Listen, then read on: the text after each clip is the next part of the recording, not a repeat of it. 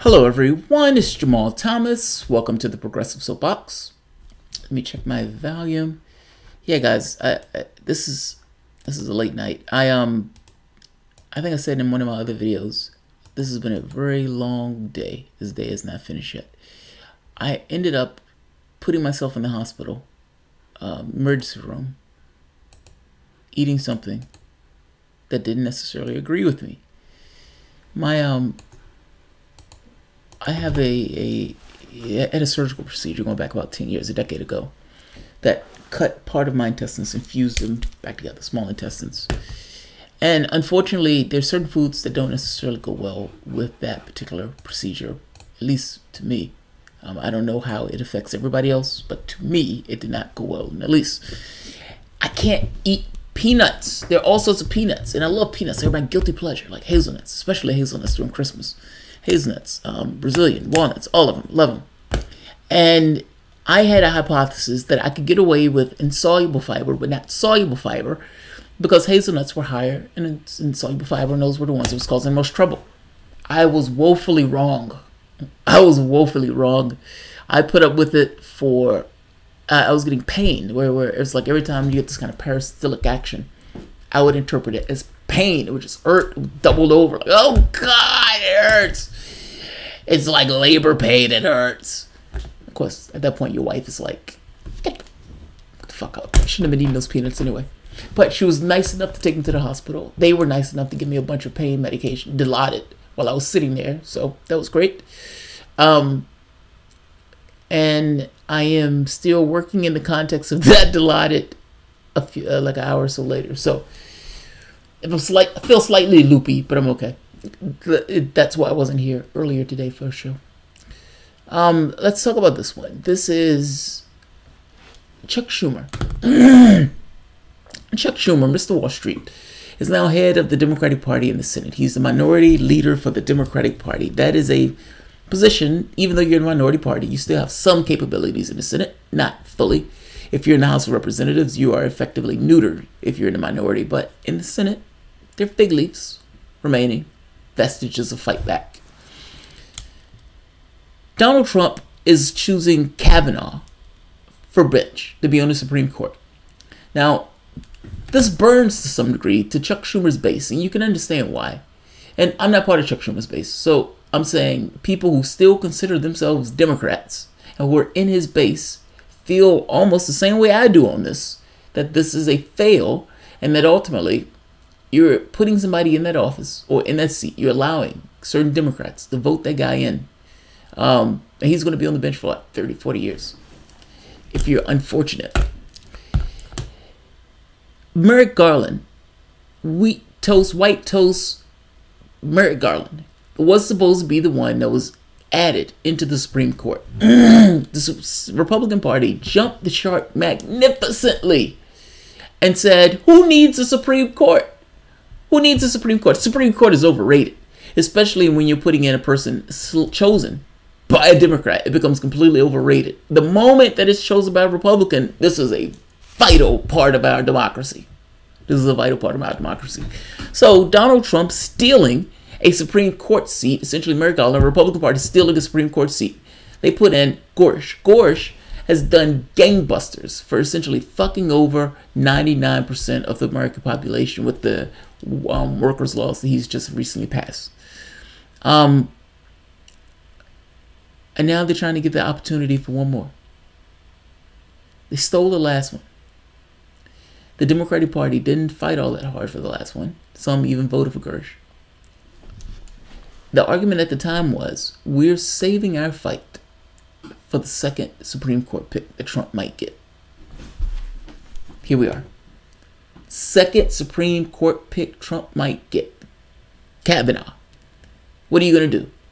Well, Chuck Schumer is taking the quote-unquote pragmatic approach to this. This article is amazing to read. But the tweet is even more amazing. Let me see if I can find the tweet. Damn, I can't find the tweet. But what it boils down to, the tweet was something to the effect of, can you imagine how embarrassing it is to write this article about Chuck Schumer taking, oh, here we are, David Sirota. Imagine being a Democratic senator and actually telling yourself you're playing a long game by not doing everything you can to stop a lifetime Supreme Court appointee that would shift the entire American judicial system for the rest of everyone's life. He's playing the long game. He's playing the long game. This guy would be on that court bench for the rest of his life, but Chuck Schumer is playing the long game. This is what he's referring to. Come on. Where's my mouse? There we go. Schumer plays the long game, avoids hardball with centrist Democrats over Supreme Court pick. What it boils down to is Chuck Schumer is not going to wrap the knuckles of the red state Democrats. That the Democrats who decide that they want to vote for Kavanaugh, he's going to advise them against it, but that's the most he's going to do, an advisory. Top Democrat in the Senate has vowed to fight the President Trump Supreme Court nominee with everything in his body. Just don't expect him to crack down on the red state Democrats who go rogue and back Kavanaugh, Judge Brett Kavanaugh. Punishment is not how this place works, Senate Minority Leader Chuck Schumer said in an interview this week. Schumer is trying to stay upright on a nearly impossible political balance beam he has wobbled across throughout the Trump presidency, caught between the party's demanding left flank and centrist Democrats whose survival in November's midterm elections will decide the Senate majority.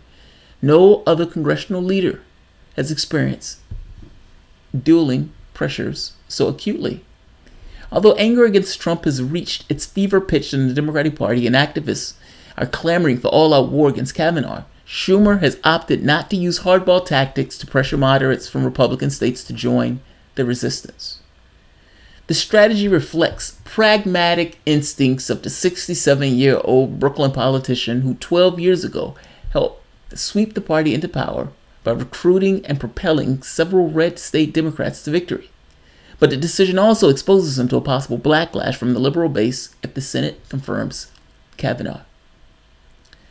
He's always mindful of not only the top Democrat caucus position, but the impact it has on individual members. And of course, the highest priority are those up for re-election in tough states, said Richard Durbin, Schumer's top deputy, the guy who has to explain why the person in charge doesn't represent the other people who he's supposed to be representing as top man in that office. This is not the time for pragmatism.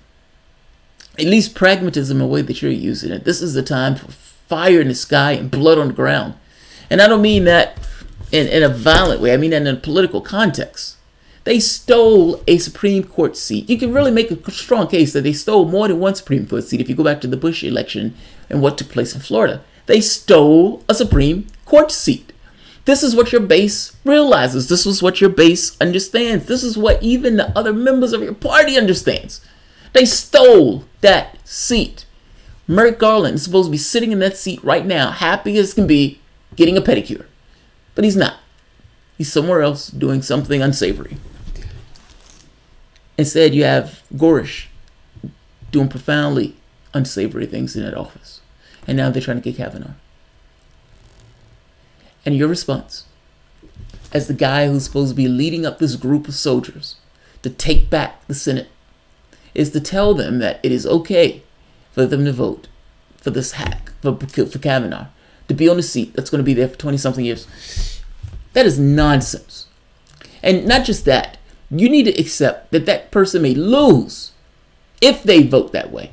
Meaning, them taking a vote in a red state for Kavanaugh, thinking that it's going to save their seat, may be the thing that loses in their seat when you get people like me who says, I see no point in voting for this person if that person is not going to represent my interests. And part of my interest is not having that guy on that seat for 20, 30 years after stealing Obama's choice. That's what they're going to say. That's what a lot of them are going to say. I hope a ton of them say it. I want there to be a consequence for bad behavior. And it is atrociously gross behavior. For you to not use your authority in this position to essentially do something for a higher goal of the Republic itself. Not confirming, or at the very least aiding in confirming Kavanaugh. Now, I understand that at the end of the day, you don't necessarily have the power to fully stop Kavanaugh. I get it. They can rip away the filibuster. As far as I know, I don't necessarily know if they kept that rule in place where they can rip away the filibuster. And sometimes they were squirrely stuff with it where they can rip away at all times as opposed to just the first part when the session opens. But here's the thing. Weakness by Harry Reid has put you guys into a really tough spot from the standpoint of judges. If you remember, during Harry Reid's term, Harry Reid was concerned that if you stripped away the filibuster to allow Obama judge appointments to go through, the Republicans may get their hands on it later. Now, the part of this, meaning they would need that filibuster if they were ever in a minority in the Senate. Now, you can see the flaw in this immediately. If you need the filibuster when you're in the Senate, what stops the Republican Party from stripping it away and using it against you in this fashion, in the way that they've used it in this fashion? What Harry Reid should have did, in retrospect, was to strip away the filibuster. He let Obama put as many judge appointments as he wanted to and put his people on the court. He didn't want to do that. My point is, a similar tactic is being used now by Chuck Schumer in this regard. If you're too scared to flex your muscles, that means you don't have muscles. If you're terrified that they will strip away the filibuster if you do something, then it doesn't matter if they strip away the filibuster. For all intents and purposes, they've already stripped away because they're already getting your behavior.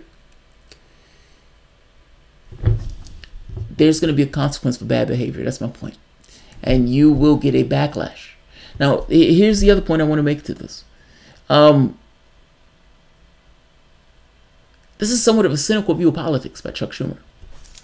Like, from a philosophical standpoint, if you're a Democrat, Kavanaugh, even on this issue of identity and presidential power, is the antithesis of somebody who should be sitting on that bench. Now, if that's true, and if you believe that, which has been the argument that Democrats have been putting out, and that he's going to get rid of Roe v. Wade, if you believe those things, then you should be fundamentally against it. I don't know what the values of the Democratic Party are, but if there's any, I would imagine that's one of them, protecting Roe v. Wade. And if this guy in any way may potentially get rid of Roe v. Wade, then you should do everything at your disposal, scorched earth, to stop him from getting confirmed. What the hell is Chuck Schumer doing, saying he's not going to wrap the knuckles of Democrats who's against it? My point is, and I kind of want to tie these 2 points together. The cynical view of politics here is, yes, we're going to confirm this guy. We're not going to make waves. And we're still going to get their votes anyway because people are terrified of Republicans. I think all of this boils down to this idea of there is not going to be enough of a backlash against us for voting for this guy because of how bad Republicans are. If you are a Democrat or if you are a lefty that's still in that party, please tell me you can see how bad this is. That means there's no such thing as accountability in the context of a Republican Party that's just rabid, especially from the context of a Democratic Party that leverages the rabidity, if that's a word, of that party to get votes, or in this case, to insulate them from being punished for those votes. I hope that makes sense. 13 minutes, good. But yeah, Chuck Schumer being the pragmatic one, and in his pragmatism, not punish or overly push or scoot along centrist Democrats who are going to be willing to vote in Kavanaugh.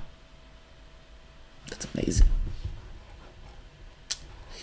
Look, I still make this point. When Harry Reid was in office, this is something that I would hope they learned. When Harry Reid was in office, they had this idea of, we have this gentlemanly relationship. These collegial members of the Senate, we're, upperclassmen of the Senate and all this other stuff. And we have, despite our differences, we have somewhat of a collegial bond in the way we go about our affairs. Republicans smashed that to hell and used that to their advantage in order to get their person. But what were they supposed to do? I mean, ultimately, they were going to change the nature of the Supreme Court. And they were willing to go scorched earth to prevent you from changing the nature of the Supreme Court. But you are not willing to go scorched earth to prevent them from doing the same. I guess I'm trying to make this point to you that whatever was there of a gentlemanly thing is gone. They were willing. Harry Reid, understand what's taking place. Many of the judgeships that Obama was supposed to get didn't get because Harry Reid wasn't willing to say, I'm done with this filibuster. And I understand Harry Reid's point of, well, we're going to be in a minority at some point. But he never dealt with this question of, well, what's going to stop them from stripping away the filibuster to adding in the people they want to add it? Well, they wouldn't do it because what? Well, because they may be in a minority at some point also. That's not a good enough a reason, Harry. In fact is, whether they're in a minority later or not, their people are already in offices. They've already filled those offices. Even if you come back later and you can put your own people in at some point, those guys have been instantiated. Those guys have been instantiated. The filibuster at this point doesn't exist. It doesn't exist. At least from the standpoint of Democrats. Meaning, if they need to do something to stop Republicans, they can't do it. Republicans can strip away their filibuster. If it's, and again, I don't know, and let me put a caveat around this. In the opening section of Congress, they get the capacity to change and mold the rule set.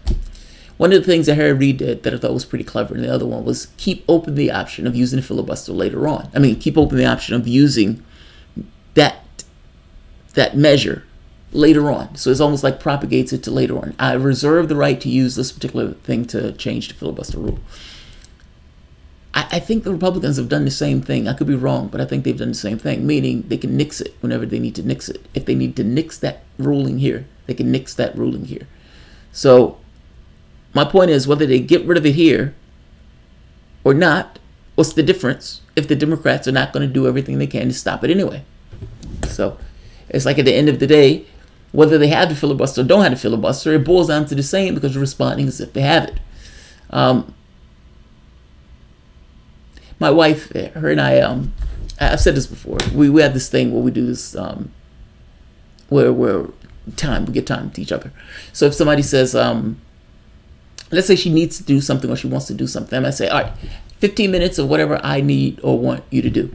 Now, this could range the gamut. This could be sex. This could be food. It could be, God, I need a sandwich. Fix me a sandwich. Please go fix me a sandwich. 15 minutes. I'm using my coupon, my 15-minute coupon. And there were times where I would have a coupon and I'll say, look, I need you to go and do something. Fix me a sandwich. Well, no, I'm not fixing a sandwich. I don't feel like it. If you don't, I will use my coupon and compel that behavior. Or it may be something smaller. It may be something smaller. It may be like, I don't know, something smaller than fix a sandwich or something. And I'm like, don't force me to use my coupon. Don't force me to bring this military on you in this way. Don't force me to use this coupon. And what she realized very soon was, if you're going to threaten me with the coupon, just use your goddamn coupon. I'm not going to be compelled and forced in this way and cajoled. Now, that's my wife, who has no political acumen at all, understands right off the bat that if you're using a coupon in this way, then you might as well just force the person to use what they're going to do. Yeah, you might as well just force me to use it, because otherwise you're responding to it as if it's already has taken place. A cop pulls you over. The cop says, is there a pot in the car? You says, no. You say no. He says, can you search the car? What do you say? I would say no. Now, not because I have anything in the car. It boils down to the principle. He's going to tow my car anyway at that point, because he's going to search it and everything else. He's going to bring the dogs out regardless. But in one case, I allow it. If there's any off chance that there's something in the car, I allow it. You say yes to the cop. The cop goes and he finds something, and now you've got some charge on you. And in the other case, yeah, that's a bad example. The first example is better, but you get my point. What are you worth? If the one thing that I can attribute to you from a value standpoint is the protection of Roe v. Wade, what are you worth if you're not willing to leave blood on the field to protect it? So I'll leave it at that. All right, guys. If you enjoy the content, please feel free to share, like, subscribe, and of course, you can always support through Patreon. I have a few more stories, believe it or not. Yeah, a few more stories, so I'll see you guys shortly. Thanks, everyone.